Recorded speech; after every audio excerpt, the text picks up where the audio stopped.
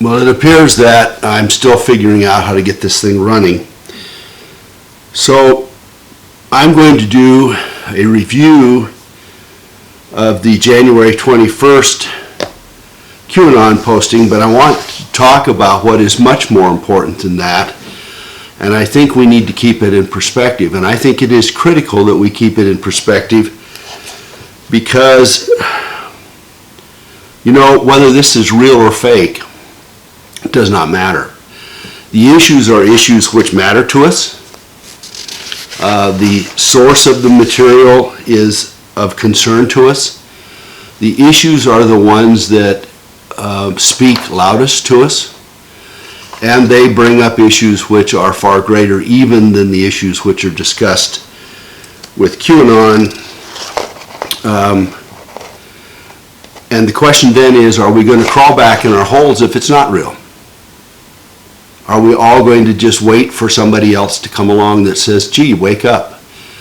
The question, of course, is whether or not anything that Trump is doing is running in parallel to it. And it is, you know what? It's probably true, but not absolutely certain, and we will not know, I don't think, for weeks or months to come. But we have to give it the impetus and energy that we have in any case. And let's say that some of this stuff is teetering on the edge, wondering whether they can do, that is, administrative folks that are actually working in a positive way. And they say, gosh, are we going to be left out all alone, or do we have the backing of the American people? And the question then is, of course, we need to show them that there's more to this than 12 or 15 or 20 people in the administration, or even 200,000 people, because it takes more than that, frankly. It will take more than that. So the question then is whether this stuff is real or fake, and it has been played about a lot on YouTube. On the positive side, there is Corsi, Jerome Corsi, about whom I'm going to talk more extensively here in a few minutes, who is now showing up on InfoWars. There are lots of YouTubers who also are on the positive side. There is Jordan Sather, whose channel is Destroying the Illusion, and he is very positive about it, even in light of a most recent posting which may bring some discredit or doubt to the whole QAnon thing. On the negative side, if you take a look at David Seaman, he had rather a scathing comment in the last day or so about it. I think with good reason. There was a posting that is obviously questionable, and he basically said, hey, look, I don't trust anything, which is fair. I mean, that's a good way to approach things.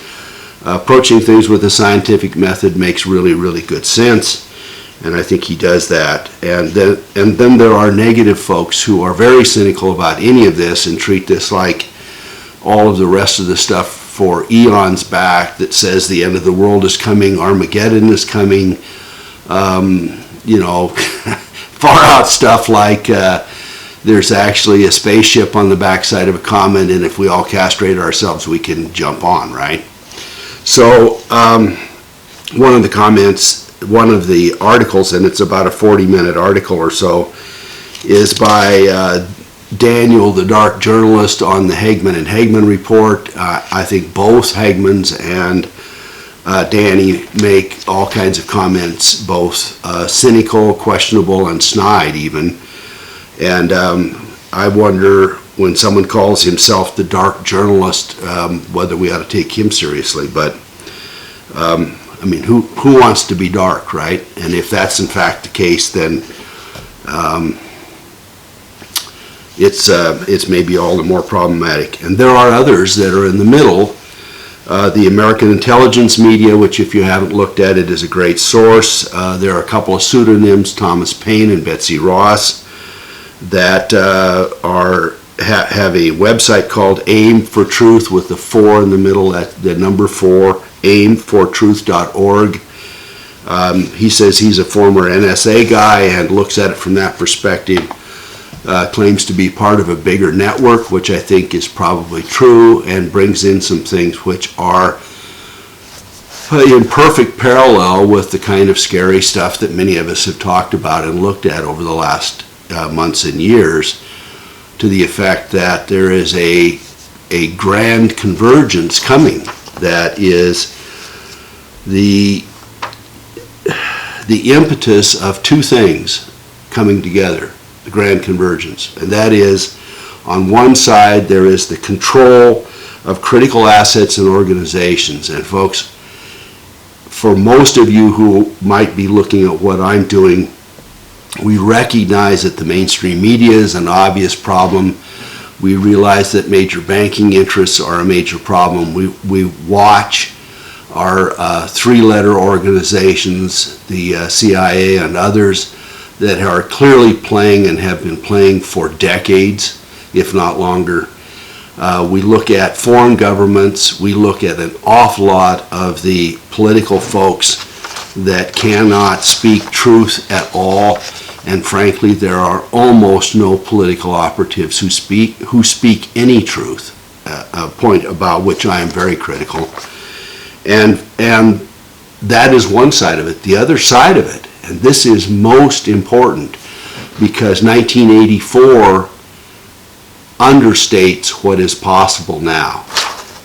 The only thing wrong with the Soviets coming into totalitarian control during the Stalin process was that they couldn't maintain control, and that's now possible. And if you've read Solzhenitsyn's books on the Gulag Archipelago, you know how dark it can be. Many of us, including most of us Americans, took it as something that, for many years, took it as something that said, oh, you know, those Soviets can do this, the Russians can do this, their mentalities are such that they can do it, but we would never do that here. Well, watch. We are well in place for it. And in addition to that, the Patriot Act, which I will talk about in a little bit, is another huge, huge indicator of how far we have gone down the process of totalitarian control, or the possibility of it. The simple use of calling terrorism a war and then saying, well, since I've called terrorism a war, then I can impose the impetus of war, can impose martial law, and can do it incrementally by violating and intruding upon our constitutional rights, not only on those who are at Gitmo, who we've rounded up from all over the world, but American citizens. And there is, if you look at Susan Landauer, you will understand immediately that it does not just apply to an Afghani who got caught in a poppy field and got dragged to Gitmo. So it's much, much bigger than that. So my impetus on this is, first of all, does it matter? And of course it does. Is it a good place from which, a good vantage point, a toehold from which to speak? Yes, it is. Do we need to look at it from the greater perspective? And I think so. And are we going to crawl back in our holes? Are we going to simply fold up the tent and go home? What kind of metaphor can I use? The point of the matter is it doesn't really matter whether QAnon is real or not. It doesn't matter whether the little stuff that might be going on in the administration, it doesn't matter whether releasing the memo actually gets done or not. There's a much bigger process, folks, and that is that we need to fix this. We've sat on our heels since the Truman administration, and we watched a president assassinated in 1963. And for those of us who have begun to go back through and look at every little piece of the presidencies and the administrations and the wars and the fake crap that has gone on since 1963, we realize that the assassination of JFK and 9/11 are not isolated events. They are simply spikes. Here's 1963, here's 2001. They look like spikes. They look like coincidental aberrations in an otherwise normal world. And what I would say to you is they are something that tells us that something is wrong. And not only is that little spike wrong, but everything under it is wrong, and everything that has gone along is wrong. And those are just here to let us know how wrong it really is. And if we don't pay attention to it, we have no right to be free American citizens. So one of the things that several people pointed out to me over the last couple of days in their postings along with my videos were that I could find the complete response to the latest postings by Q-Anon, by Jerome Corsi on Scribd, and there were 3 of them almost identical on my stuff, which makes me wonder whether or not they're real. There is also, and let me, before I go into that in a deeper sense, there were several of you who have said, hey, the YouTube folks are messing with your video. They're causing it to pause. They're causing the sound to go bad. And to that I answer, of course I'd like to have it work, but to that I answer, you know, if we're over the target and they're starting to mess with it, hey, all the better. If they see what I have to say as consequential and distractive or to the bad guy's agenda, then I say perfect, absolutely perfect. Hey, let them mess with this, okay? So going back to the Jerome Corsi decode on Script for January 21st, and for some of his comments with InfoWars, you know, the guy is a very good source. He is a positive influence. He obviously has the best intentions in mind. He provides lots of good information. He has insider stuff. He has a doctorate. He is a thinking guy, and his stuff is well organized. Those are the positives. The problem with it that I have is that there are times when he seems to both understate and overstate what has actually been said. And I think sometimes those understatements and overstatements are important. So for instance, one of the first comments he has in response to the Q posting, which says, will Sessions drop the hammer? That is Jeff Sessions. He posts that, you know, it means that Sessions may or may not follow through, but he ends up saying if he doesn't, he'll be replaced by Trump. I don't think it says that. The second comment he makes in this one of 22 is that Eric Schmidt resigned as a result of the executive order of 1221, and you know, that's probably true.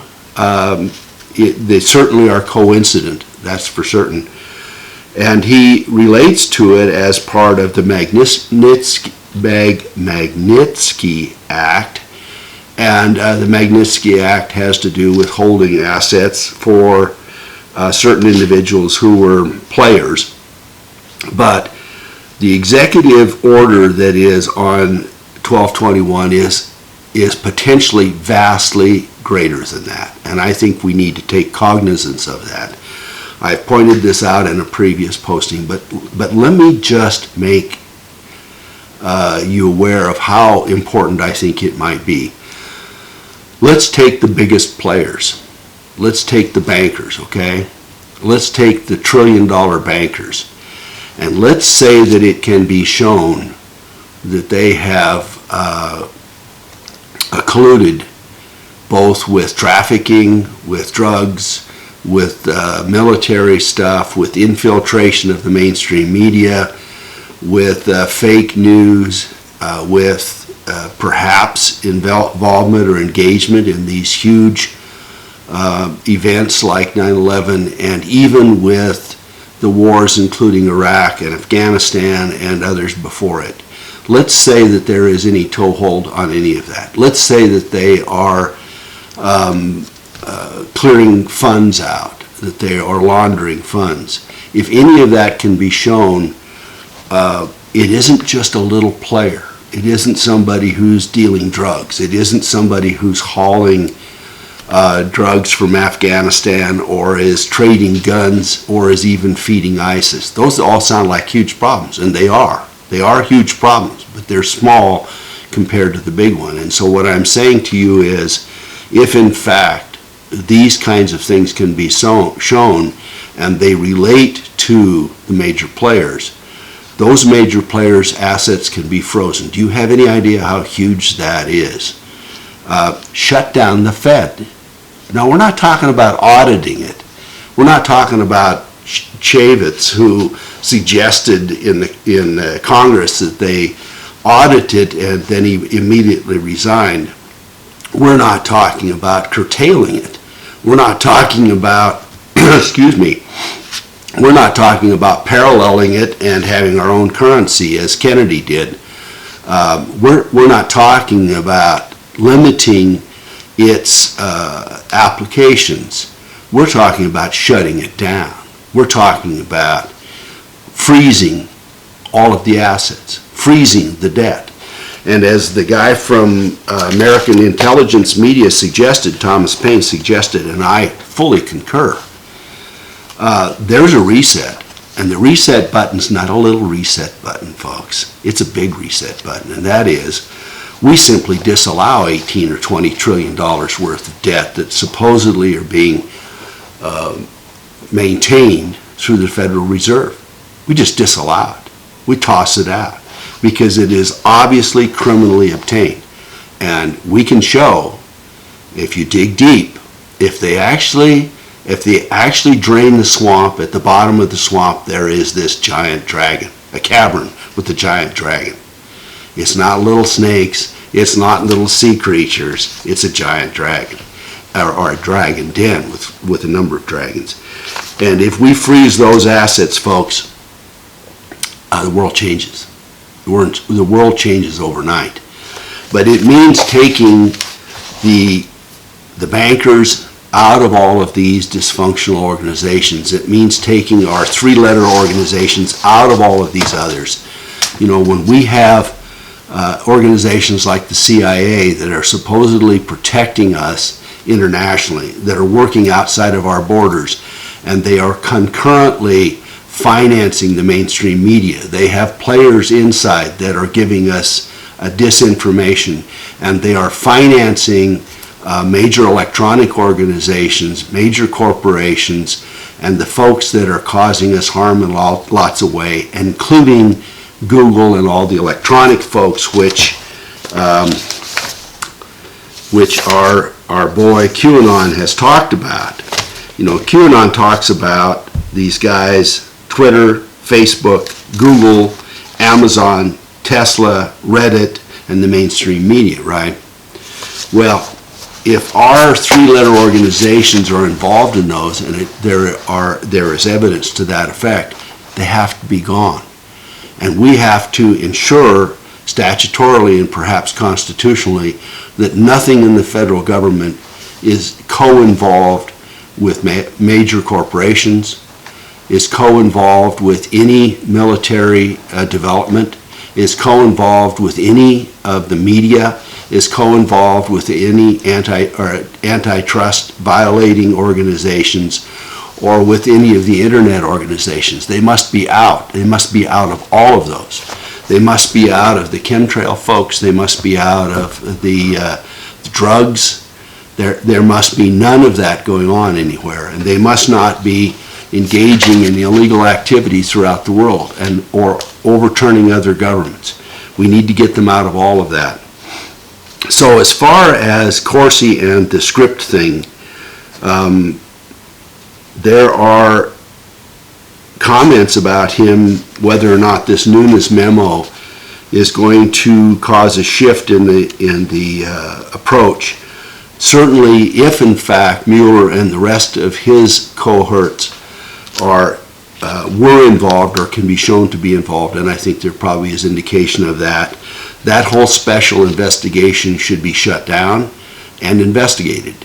And or another special investigation ought to be involved, and Sessions ought to reverse his recusal. There's no doubt about that. If in fact the Obama administration used the secret folks, the CIA and others, to weaponize and gain intel on the Trump campaign and the Trump pre-inauguration and post-inauguration. If that is in fact the case, and all the rest of these guys, Loretta Lynch and Brennan and the rest of them, were involved in it in any respect, it's not Watergate. Let's not call it a gate of anything. It is 100 times bigger than a gate.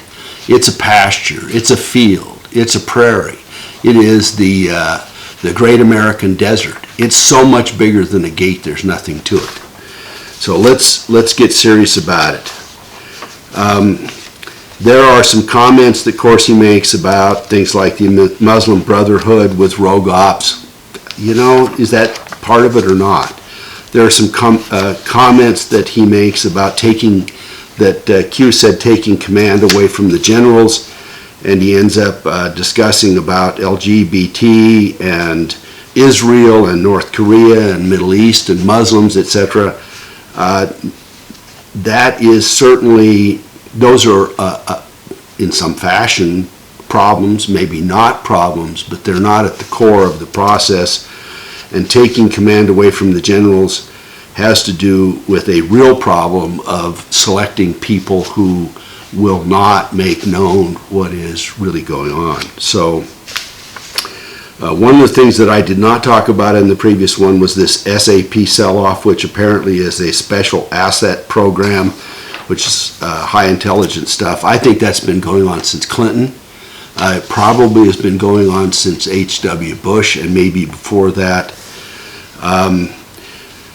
You know, there are an awful lot of people right now, and with good reason, because the Democrats look like the bad guys. Certainly the Obama administration looks like the bad guys, but I want us not to forget that it didn't start with Obama. I'm not defending Obama. There's nothing good about what Obama did except perhaps not having a major scandal. But all of this stuff and the Project Mockingbird did not get re-established, did not get re-upped in Obama.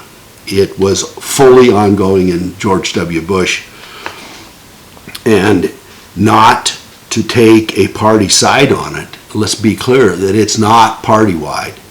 I mean, if Lindsey Graham and McCain and Flaky Flake are not indications of the fact that this is bipartisan, then what is? And George W. Bush did two things that are absolutely critical to everything that's wrong with this country. One of them is 9/11, and I am certain that he and his administration are deeply involved in it. They all need to be dragged into Washington Square, into the mall.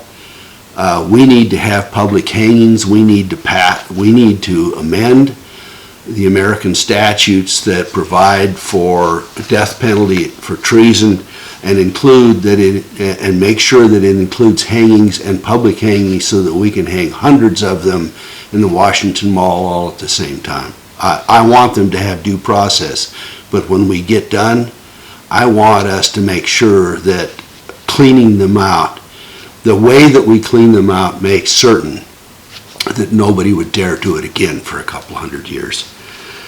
So we need to follow in a huge way. I'm not going to take issue with a bunch of the other things that were said, and most of the rest of what we talked about were I've already covered, and if I haven't covered it, you've gotten it 50 other places.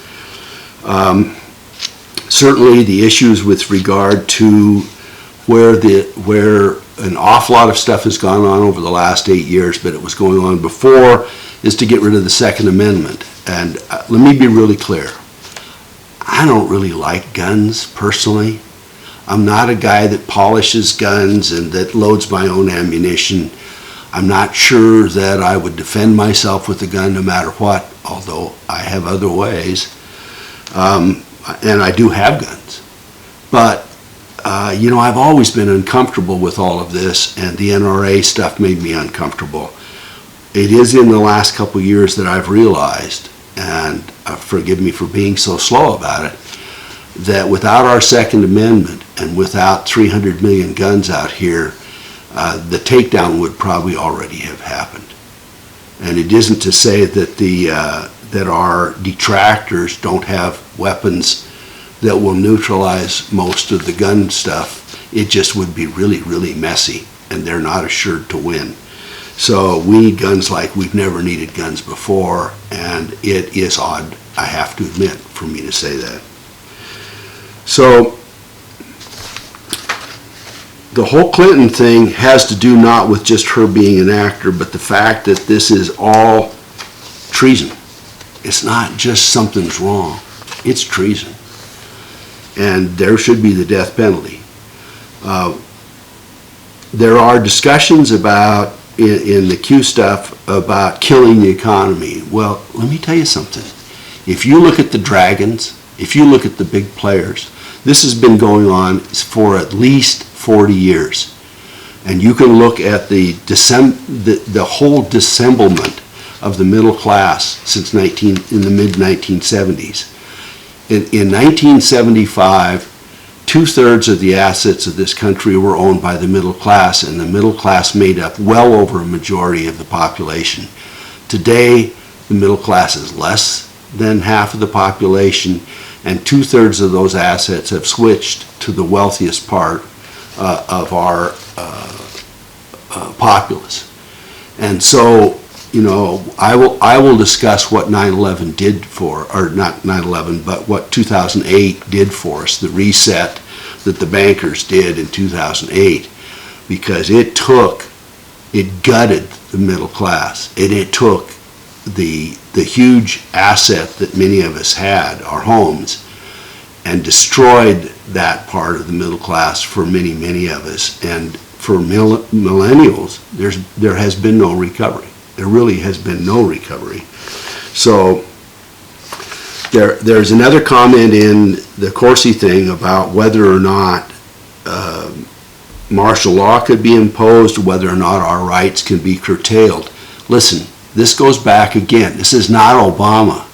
Obviously, it's been renewed in Obama, but George W. Bush, one of the two things that he got out of 9/11, one was the wars.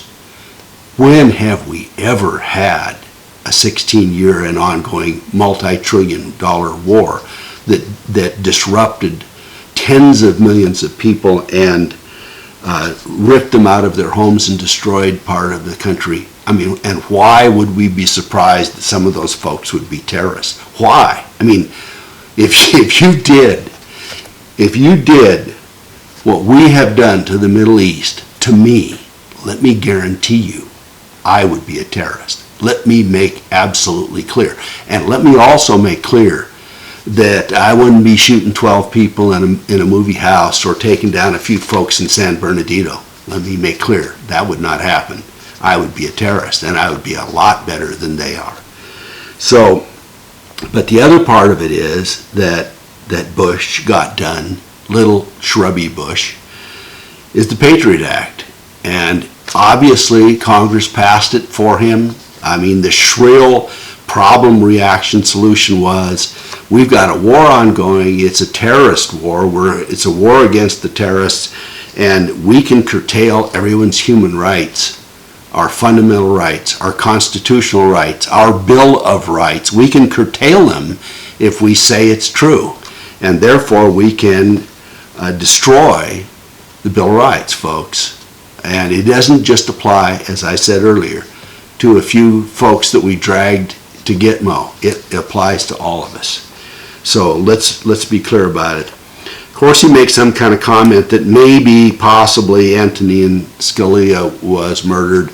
I think it's maybe a lot clearer than that. And of course, the anticipation was that Obama was going to get to appoint a Supreme Court justice. Well, let me conclude this. Let me close this off. This Project Mockingbird stuff is really critical. It has made fake news out of our mainstream media. It has destroyed the mainstream media. But we, all of us, in some fashion, are journalists. Anybody who puts a camera to his face and says, hey, look, I have something to say, are not doing anything different than the Federalists did with the Federalist Papers. We're not doing anything differently than